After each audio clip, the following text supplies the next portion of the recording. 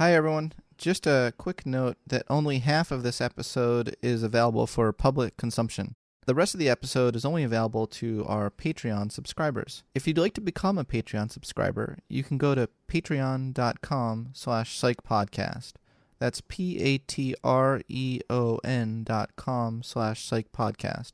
For as little as $5 a month, you'll get access to all ad-free Patreon-only episodes. Also, there are other tiers available that will give you an opportunity to join the vibrant psychology podcast community, ask your own questions of new guests, and even have a 30-minute Skype call with me each month. Also, if we reach our monthly goal, we will donate 10% of all proceeds to an organization dedicated to helping people with their mental health. So go to patreon.com/psychology and become a Patreon subscriber of the Psychology Podcast today. That's patreon.com/psychology.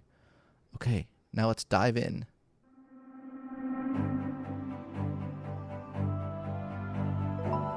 Welcome to the Psychology Podcast, where we give you insights into the mind, brain, behavior, and creativity. I'm Dr. Scott Barry Kaufman, and in each episode I have a conversation with a guest who will stimulate your mind and give you a greater understanding of yourself, others, and the world we live in. Hopefully, we'll also provide a glimpse into human possibility. Thanks for listening and enjoy the podcast. Today, it's great to have Katie Herzog and Jesse Singal on the podcast. Herzog's writing has appeared in an array of publications, and she is a former staff writer at the Seattle alt weekly, The Stranger. Singal is a contributing writer at New York Magazine, where he previously edited Science of Us, a behavioral science vertical. He also has a newsletter where he writes about behavioral science, media, and other stuff. The other stuff part being a lot of other stuff. His book about half-baked viral psychology, The Quick Fix, is coming out in about a year. Together, Herzog and Singal co-host the Blocked and Reported podcast. So great to chat with you today, guys. Thanks for having us. Thank you so much. Do we have anything to discuss today? Oh, no, how's the weather where you are? Yeah, the weather is beautiful, actually, so please don't hate me. But you're making a lot more money than I am, so... I don't know about that. We can discuss the above-ground pool I have planned with our Patreon earnings. Yeah, I was wondering what like the next big, like stretch goal is. Like if you hit 10,000 a month, you guys will donate half the proceeds to the Psychology Podcast. Is that it? Yeah, that was under discussion, of course, naturally. Yeah. I think right now the only plan is that Jesse's going to make pizza for every single one of our listeners if we hit $10,000 a month. Mm-hmm, definitely. Can it be gluten-free? Some of it gluten-free? Absolutely. Scott, that is blasphemy. Gluten-free pizza, come on. Well, you're going to lose us some Patreon subscribers, Jesse. But you'll get the celiac people loving you. Okay, trust me. That's true. And that would include me. Okay, so look, I want to actually start off and ask you guys where you first met each other, because it occurred to me the other day, I was like, was I witnessing the origin story? Remember we went to the bar after that Heterodox Academy conference, and you guys were just so intensely talking to each other, and I was like, and I kept looking over to talk to you two, and you two were so intense that I was just like, I'm just gonna let you two be. Is that one of the first times you two talked to each other? In person, I think, right? But Katie, didn't you originally reach out to me because we were writing a story on the same subject? Well, so I reached out to you while I was working on a piece about detransition because I read your work. And part of the story that I thought that I was working on had a section about sort of backlash to talking about detransition stories, which didn't ultimately make it in the piece. And I don't think it needed to be in the piece, but it was sort of my way of like hedging against criticism, was to add like all these stories about people who had written about trans issues in a way that sort of got them dogpiled for whatever reason. And so I reached out to you, Alice Drager, a few other people. But I had been reading Jesse's work for a while. And then so we corresponded over the course of several months. And then, the first time we met in person was in New York. We met right before the Heterodox conference. We had food and beer or something. But you saw us right at like one of our early conversations. Right on. A legendary historical moment that I witnessed. Yeah, exactly. So you two are quickly making waves. Now, can you maybe just, both of you, just go one by one, just introduce yourself? I did a bio, but if you could just introduce, how would you like to be viewed as? I'll let Katie goes first because she's smarter than me. I'm actually not smarter than Jesse, but I'm funnier than Jesse, which is worth more, it turns out. I am, I guess I think of myself as a media critic primarily. As you mentioned in the bio, I was a staff writer at The Stranger, Seattle's alt weekly, until recently. I was laid off in the wave of COVID layoffs.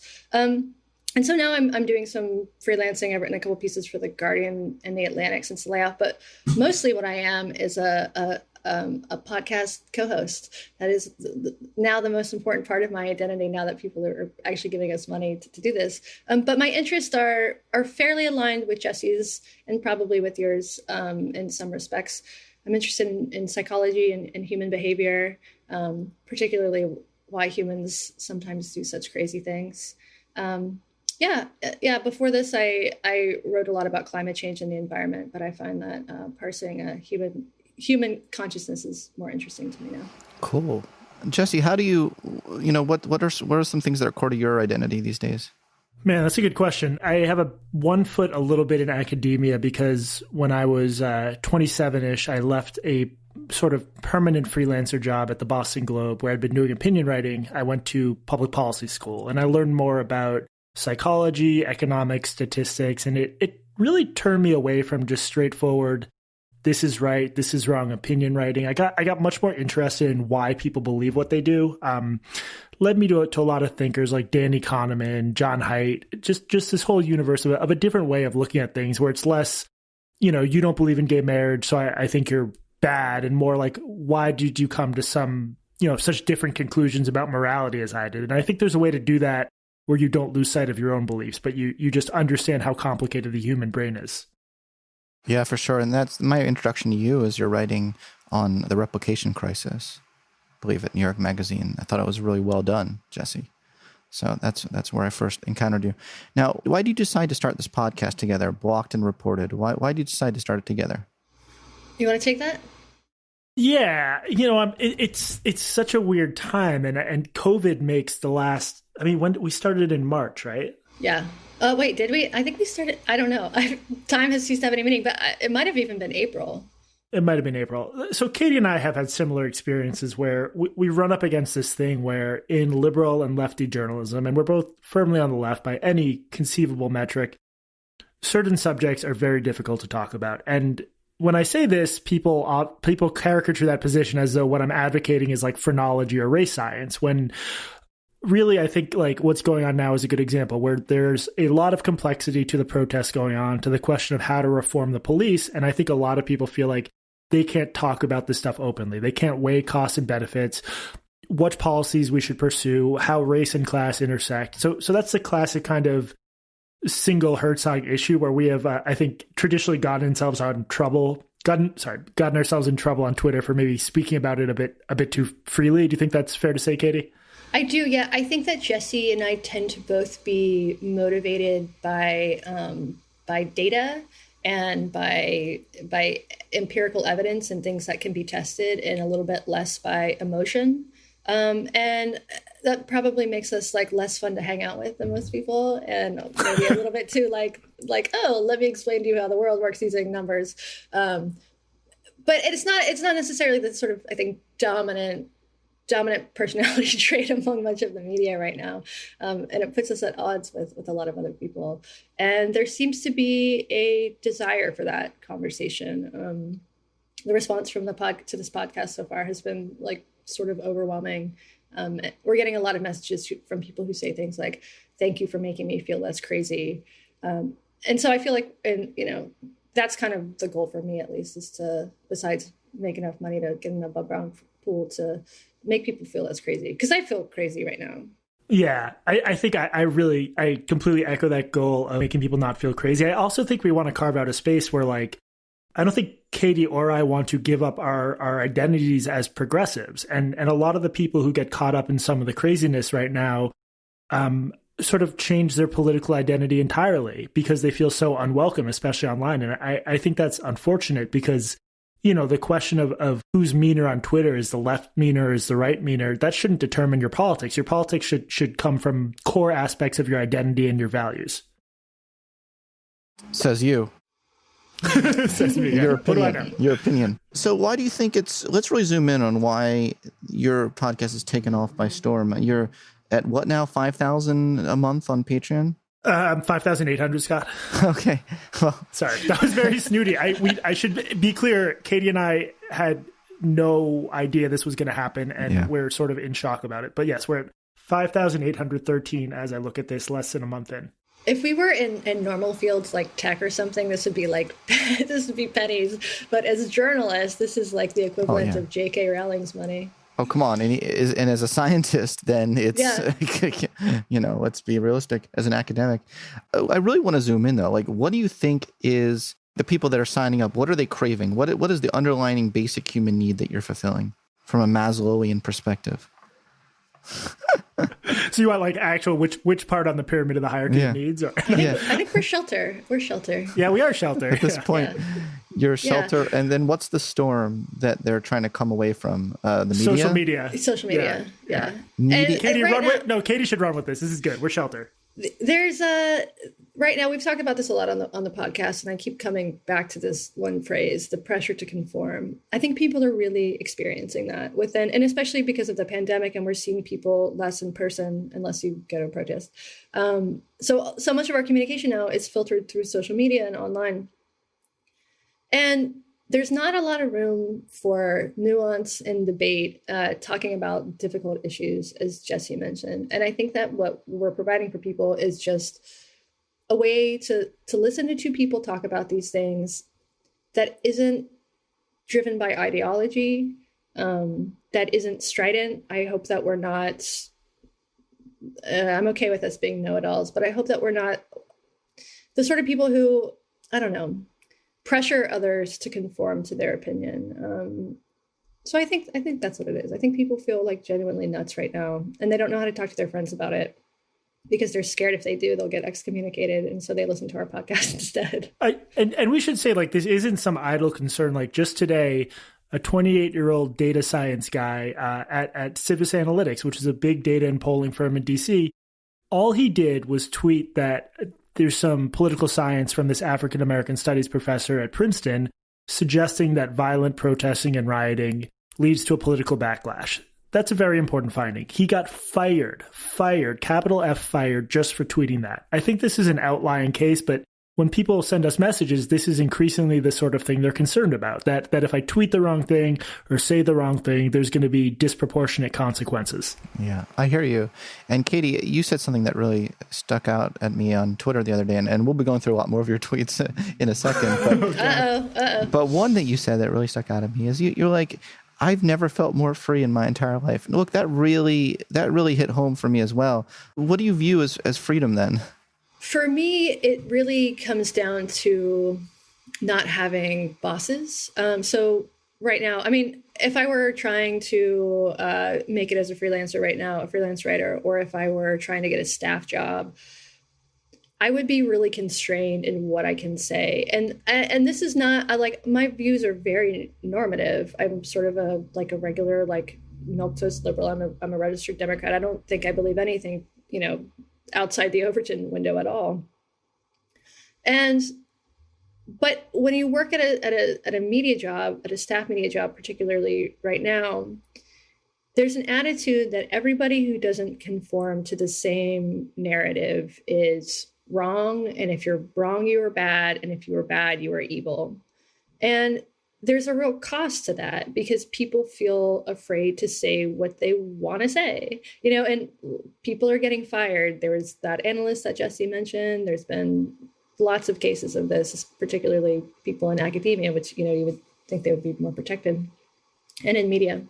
Now that Jesse and I are creating this business where we're not, my ability to say what I want isn't constrained by the fear that my coworkers, besides Jesse, are going to get mad at me. I just don't have to worry about it. I mean, so much of my sort of internal brain space and stress, but when I had a job at The Stranger, was trying to figure out what I could say and what I could say in a way that wasn't going to get me either a talking to, or my boss wasn't, I didn't want other people to sort of have to, pay for my sins. So my bosses would get emails. I didn't want that to happen.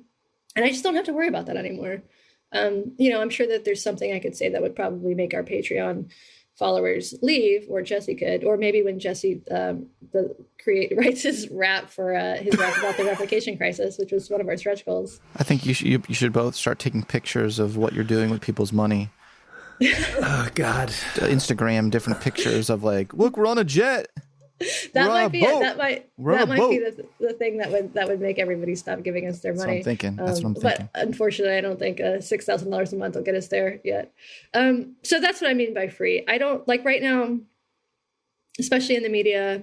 If you say the wrong thing, if you believe the wrong thing, if you say that you don't think Woody Allen's book should have been pulped by his publisher or whatever, there's a real danger to that, and I don't have to worry about that anymore. Yeah, I can see why you would feel free. But this is also like, I'm in a very unique position because, and one of the reasons we're in this unique position is because Jesse and I do have this sort of freedom in some ways, and other people don't, and so we can say the things that they can't say. So you're at the same time, privileged?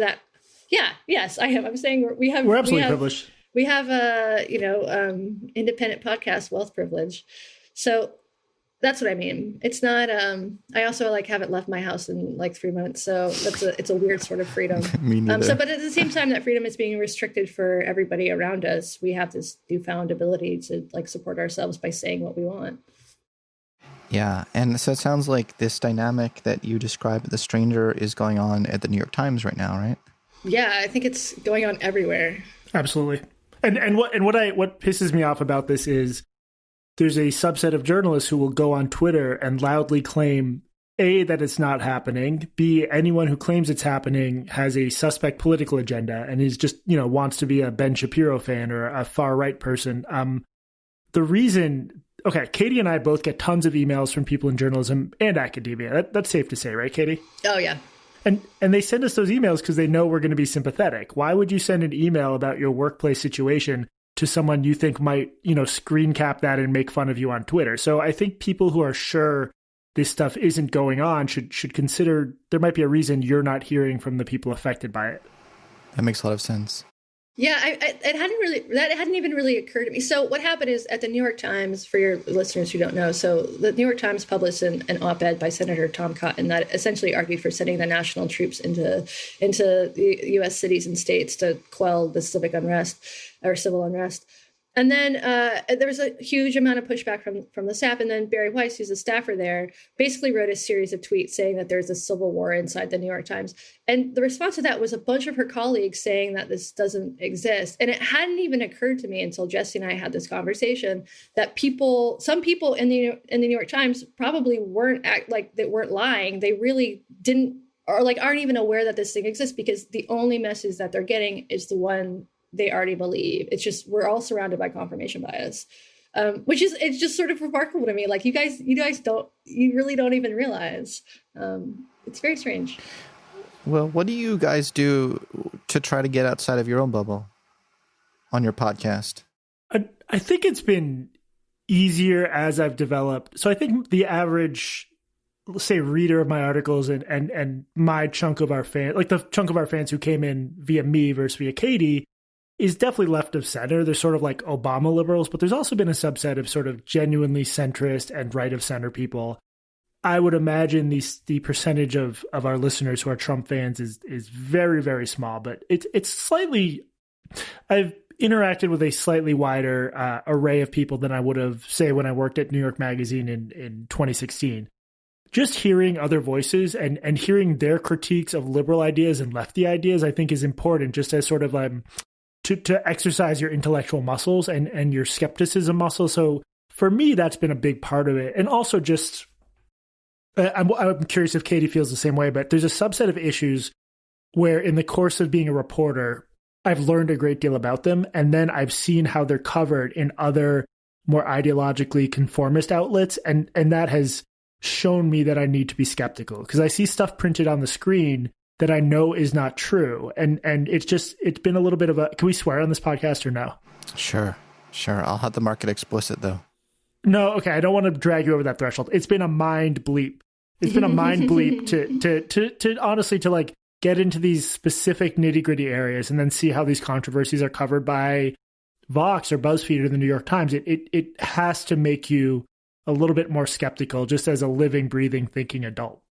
Yeah, it's a discomforting experience in a lot of ways to when you become familiar with an issue and you see media outlets reporting falsehoods, like repeating misinformation. It's outlets that you trust. It's destabilizing in a lot of ways, and I don't mean that in sort of a Donald Trump fake news way, but just so much is just colored by ideology and bias that when you see that, it becomes difficult to unsee it. And in terms of getting out of the bubble, I talk to conservatives. And this is something I didn't do before 2016. But after Donald Trump was elected, I had a feeling that Trump was going to be elected. I predicted it about 6 months before. And after he was elected, the shock by everybody around me, I lived in Seattle at the time, and we're in these sort of hyper-liberal media circles, and just the utter shock by everybody around me, most people who didn't know a single Trump supporter and who were proud of that fact, just really showed me that if the media wants to reflect what's happening in the world, we have to talk to people we disagree with. And it's such a, that shouldn't be a revelation, right? It should not be a shock that you need to speak to people who believe things that you don't believe. But I went out of my way to start doing it. And now I wouldn't say that I have great friends who are conservatives, but actually maybe I do. I hang out with some libertarians now. Before all of this stuff happened, I thought libertarians were just insane. I thought they were crazy. And now I find that I agree with a lot of their positions, and not entirely because my politics have evolved, but it just turns out there's a lot of civil rights issues or civil liberties issues that I, believe in the libertarian position, which is often also the liberal position, or used to be. So I try now not to judge people as much on who they voted for. It's just, I don't think who we vote for is necessarily a reflection of our worth as a person. And I enjoy talking to conservatives. I find it oftentimes easier to talk to conservatives because there isn't this sort of pressure to agree. We don't have to deal with the narcissism of small differences. And it often doesn't become as heated. I know that I'm not going to be on the same ideological page as somebody who's actually very conservative. And so we leave the conversation not feeling sort of angry about it. So I think I've learned a lot more about the world and about how people work since I've started talking to people who don't necessarily agree with me all the time. Can I add one quick thing to that? We've said some stuff on the podcast, obviously, that listeners disagree with. And, I did a long interview with this leftist thinker, Ben Burgess, I really like. Some people disagreed with aspects of it. The difference that I've noticed lately, and there's some selection bias at work here, in the way liberals and conservatives express disagreement. And again, I want to kick it to Katie after this to see if she agrees. A lot of people on the left seem incapable of just disagreeing without also couching it as some sort of sign of morality. Yes, moral degradation on the part of the person they disagree with. Conservatives will say, I disagreed with this, here's why, and they leave it at that. They don't, obviously, if you go online, you'll find people who will call you an SJW cuck or whatever, but the conservatives I've interacted with are weirdly more capable of just disagreeing and acknowledging disagreement than people on the left, which I find very frustrating because I think that's an important skill to build. Yeah, well, people on the left would counter, or those people you're referring to on the left would probably counter, that's because they have morals. Right, yeah. So if you don't even know what it means to feel like to get outraged by things because you don't care, then of course you can talk about it more calmly. But now, I'm not saying that's my position. I'm saying I could see a devil's advocate. I think that this increasing communication and increasing the communication, the synchronicity of the communication style is really important. So regardless of what direction is what, if you have people who are really angry and coming from a place of rage, anger, and the way the state of the world is, and you've and others trying to communicate with you through more of a different modality of human existence, it's just going to be talking past each other, right? So I wonder how we can do that without telling people, the more you tell people just calm down, the more. Have you ever tried that, Jesse? Telling an angry person just calm down? I think I have an answer to that, which is if someone comes at me on Twitter and they're very mad at me, I will ask them to explain to me exactly what it is I've said that they disagree and why they disagree with it. And often they're unable to do that. They're just mad at me, but they don't know why. So I don't think saying them to calm down is the right answer. I do think if you're mad enough at me to come at me on Twitter, I have a right to say, what is it you disagree with? Tell me exactly. And if they can't answer that, they're not worth engaging with. Yeah, I think I like Jesse's tactic. I don't know that it changes it probably changes the minds of the observers. I think it could have some utility with that. I wonder if it works as well with the people who've already decided that you're trash. And this is something that I feel like I'm struggling with right now is how do I talk to people about these things who don't know that they're happening? All of the sort of the cultural revolution, sort of moral panic that I think we're in the midst of right now. A lot of people don't see it. And I want them to see it because I think it's dangerous. And I don't know, I mean, other than like going to their house and, blasting the podcast outside their windows until they listen, I don't know how to convince people to just be a little bit open to this idea that something's happening. I was hoping you could answer that for me, Scott. You're the psychologist.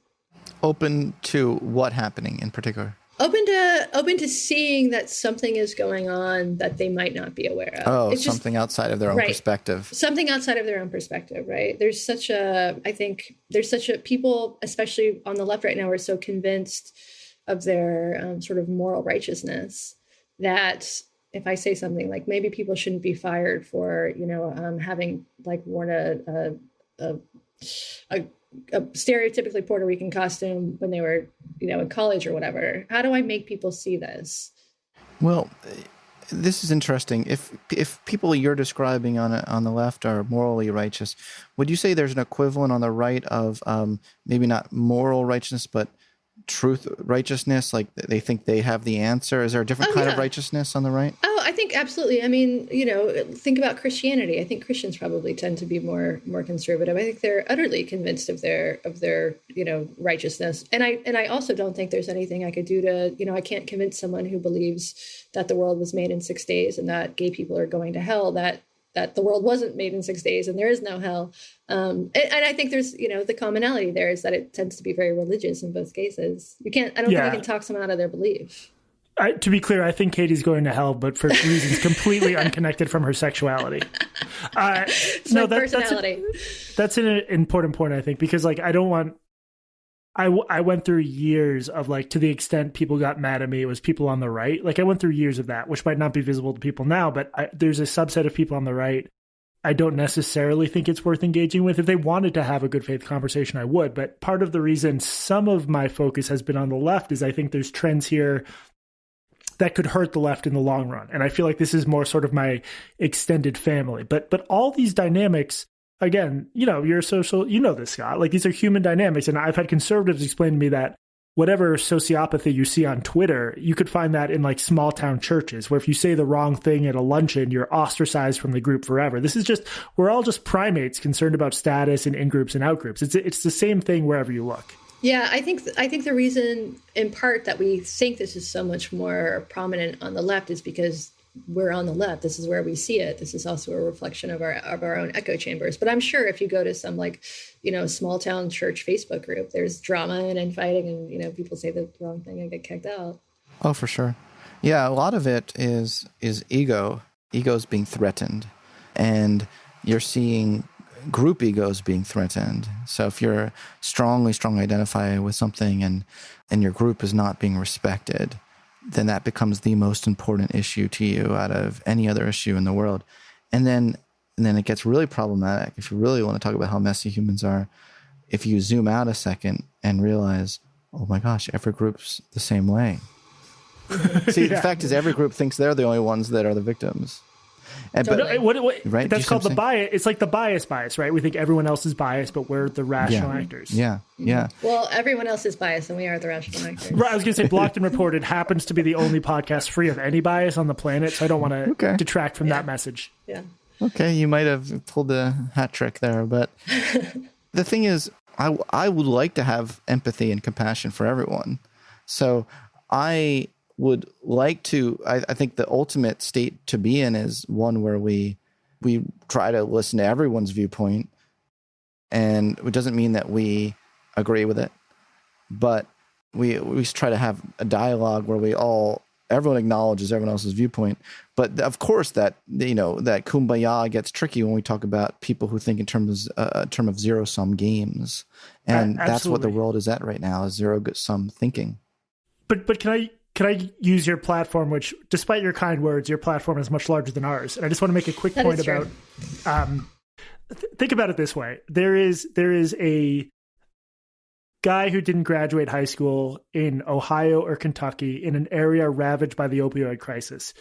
He has a lot to fear from the police. The police do no-knock raids. They use weapons in an irresponsible way. They do civil forfeiture, where they can just take your car on the thinnest of premises. All this stuff happens in poor white communities. I'm not saying it happens as much statistically or whatever. The point is, if you care about politics, there's a message you could say to that guy in Kentucky or Ohio that would raise him out of the tribalism, that would make him think he has something at stake in the battle for police reform. If you have that opportunity, why would you instead tell him the opposite, which is that as an evil conservative Trump voter, he has no part to play in that movement? That's where the question of sort of civility and political efficacy intersect, as far as I'm concerned, because a lot of the messaging going on right now, it's just designed to sort of rev up the people who are already converted, not to sort of increase the number of people on board. Well, you've entered tricky territory, my friend. But I will say I am working on an article right now trying to get at the root of some of this. And what I think you see a lot of is, having the victimhood mindset actually gives you a power play over others. It lets you get resources. It lets you have immunity from immorality and like retaliation. Like if you retaliate with violence, well, you're the victim, so that's fine. You'll get empathy for it. So there's a whole set of things that come along if you can have a victimhood mentality. Now, I'm sure not saying whether it's justified or not. I'm not making a blanket statement and saying everyone who acts like they're a victim is just trying to get a power play. I want to be clear. I'm not saying that. And everyone knows having a superordinate goal is the only way to bring together humanity. Like psychologists know that. It's a contact hypothesis, which everyone is ignoring, even though it's like a really important idea. Yeah. Can you elaborate on that a little bit more? Oh, sorry. I didn't mean to talk over you, Scott. But I was on a roll, Jesse. Sorry. No, the reason I rudely talked over you is this really gets my goat, is like the best evidence for bringing people of different groups together. And it's like all psychological evidence. It's context dependent. It's complicated, is the contact hypothesis. That's it. That is, if you have people of different groups and you can put them in a situation where they have a shared goal and have equal status to the extent possible, you can get beyond these group boundaries. You can have them, feel like they're part of a superordinate group or have a superordinate goal. And a lot of the discourse I see on some of the most important issues in the country seems much more geared at dividing people up than conceiving of a way to bring them together. Is it also, you're the expert. Did I just describe the contact hypothesis clearly? Yeah, totally. You're right. And that's what I meant by, the superordinate goal, having that a humanity, something that rallies us all together as human first, as opposed to identity or group first. It is tricky because it seems like politics now has become a tool for winning as opposed to policy. Do you remember does anyone remember the days when like policy was supposed to be thoughtfully used as a way to help humans, as a species? Now it's become a dividing tool. What do you think of my thoughts on the victimhood mindset and how sometimes you can kind of get stuck in this trap where you actually don't want to get out of it? Oh, yeah, I think you're absolutely right. I mean, you can observe this every day on social media for sure. I saw a paper that was floating around this week that I didn't read that from the dialogue. It seemed the paper seemed to be saying that victimhood is a stable personality trait. Yep. That's what I'm writing up right now. Okay. Yeah, I've been in touch with those authors about trying to connect that to collective victimhood, which is another construct. Yeah. Yeah. Good eyes. I'm a little more torn on it because I absolutely agree this dynamic goes on. And well, especially in light of this idea that victimhood brings status, we should emphasize that Katie and I have been victimized more than anybody. Oh, yeah. Yeah. It's huge victims. That said, I'm always torn on this because like in a country that really was built on staggering unfairness, I want to hear, if someone says they're a victim, there's often merit to that claim. So it's like you can you can go too far in either direction. You can say as soon as someone says they're a victim, they are a victim, they should be treated as a victim. Or you can sort of adopt the victimhood mentality as your overall model for explaining the world and suggest that any claim of victimhood is unfounded and shouldn't be taken seriously. So I just think there's maybe a Aristotelian middle ground somewhere in there. There is. I mean, the ultimate would be for all humans to come together and say we're all victims of discrimination. We want to work together to fight discrimination. That's one way. That's one model. Yeah, no, I definitely get what you're saying. I wonder how much of this is conscious on the part of the people engaged in it. I do think this sort of, maybe victimhood is just a meme. Maybe this is just another thing like floating through culture. I mean, I'm serious. It's just, I don't think that in the, I can't imagine that like our grandfather's generation sort of got, sort of social status from victimhood. I think masculinity and power and other things were the status getters at that point. This is the Jason Manning, Bradley Campbell theory, right? Victimhood, the idea that we have this whole new system that valorizes victimhood, which I was very skeptical of when they wrote that book, which I haven't read, but I'm at least on Twitter. It is absolutely the case that if you claim thing I didn't read. Yeah, exactly. That's what journalists do. There is, sorry to interrupt you, Jesse, but there's I was doing a radio interview yesterday with a conservative talk radio guy out here in Seattle. And I said something about, I'm not really sure what the context is, but I said something about how, about privilege. And he said, well, you're not privileged because you're gay. And he's gay too. And I didn't sort of push back on that because the conversation just moved on. But there is that narrative that because of these particular demographics and historical oppression that a lesbian in 2020 should feel oppressed. And I absolutely do not feel oppressed in any particular way. But there is this sort of assumption, like if you check any sort of minority status, you are automatically a victim. Even if you're, even if you're wealthy, even if you're educated, even if you're gorgeous. Chrissy Teigen was sort of recently, the cookbook writer Alison Roman criticized Chrissy Teigen, and Chrissy Teigen was portrayed as a victim of racism in that, even though she's one of the most successful women in the world. It's strange. It's very strange. It's so strange. You don't have to have a victim mentality, even if you've been a victim. Right. Well, I mean, that's also the question. Is right. It's like, does feeling like a victim help people? And you guys know way more about the data than I do. But I mean, if you just think about John Haidt's work, I mean, it seems like resilience. What we should want as individuals and as a culture is resilience and the ability to get past adversity, not wallow in it. Just for our own mental health. I mean, I don't think feeling like a victim necessarily makes people happier. It's a very interesting question that I know people like Coleman Hughes and Jonathan McWhorter have been trying to really grapple with is, from an African-American perspective, when will there be a point where, is it reparations? Is it a collective sort of cultural apology? It is clear that we're not there yet. Like, there still needs to be something in order for African-Americans to feel safe in our country, to feel like they're part of the of everyone. They're part of it. They're part of American culture and they're cared for. It seems like we're not there yet. Yeah. No, and you can also understand. I mean, we're just now pulling down Confederate statues. Like, can you imagine? Sorry, this is just one of those issues where I'm absolutely in line with the so-called social justice warriors. But like, if you were in a country and they I can absolutely understand why they might feel that way. I just wanted to throw it. Like, I think this stuff is complicated, and Black public opinion is incredibly complicated, but I get it. Yeah, I mean, I try to listen to perspectives and not claim I definitely know what I'm talking about. And I also open to the fact that, being born Black gives you a different experience in America. Just like being born with a learning disability, I had a kid gave me a different experience as well. We all have these different experiences, then we should listen to each other's stories. But no one's really listening to each other's stories right now, are they? I just feel like they're just wanting to rip their heads off. Everyone's head off. No, not at all. It's sad. Yeah. Hey everyone, if you'd like to listen to the rest of this fascinating conversation, please go to patreon.com/psychpodcast and become a Patreon subscriber. For as little as $5 a month, you'll get access to all ad-free Patreon-only episodes. However, there are other tiers available that will also give you an opportunity to join the vibrant psychology podcast community, ask your own questions of new guests, and even have a 30-minute Skype call with me each month.